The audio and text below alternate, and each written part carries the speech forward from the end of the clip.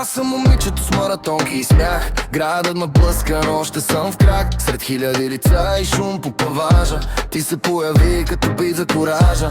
Каза спокойно, света не е бос. И тръгнахме двама срещу този хаос. С празни джобове, но с планове луди. И смях, дето даже дъжда ни събуди. Хора идват и тръгват сезонен парад. Някой дават ръка, после дават назад. Но ти стоиш до мен без филм и без полза. Приятелството ни втара здрава доза. Аз и той срещу света леко танцувам в дъжда. Той ми казва спокойно, ще мине това. И когато живота натисне педала, ние правим от буря карнавала.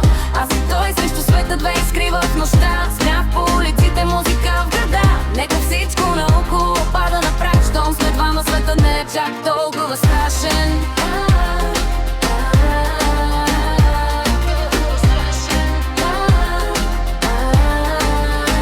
Имали сме дни, дето всичко върви накриво. Кафето е студено, а времето сиво. Аз драматизирам, край това е финал. Ти се смееш спокойно, това е сериал. Разделяме тъгата на малки парчета. После я да вива смях и ефтина бира. И ако светът е понякога тежък, ние му пускаме бит и става полеко. Ние сме идеални, това е ясно, но сме истински и то много гласно. Ако приятелството беше игра, ние щяхме да в улици с 30 да сега. Аз и той срещу целия свят, двама луди в нощта на града. Ако бурята ни дръпне назад, ние пак ще танцуваме пак. Аз и той без страх и без план, само ритъм и смях между нас. И дори небето да падне сега, ще го хванем със смях.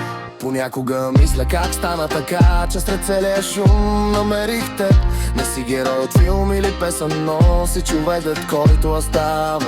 И ако утре пътищата са кръстосът и живота ни хвърли в нови посоки, знам, че някъде в този голям лабиринт ще има смях и ще знам, ти си близо. Защото приятелството ни не е трен, не е сторито, което изчезва след ден. То е ритъм, който върви с мен, като бит под краката ми. Ако градът притихне в нощта, ако светлините угаснат внезапно, ще запалим улиците със смях и ще танцуваме пак. Защото някои връзки са тихо чудо, без договор, без обяснение.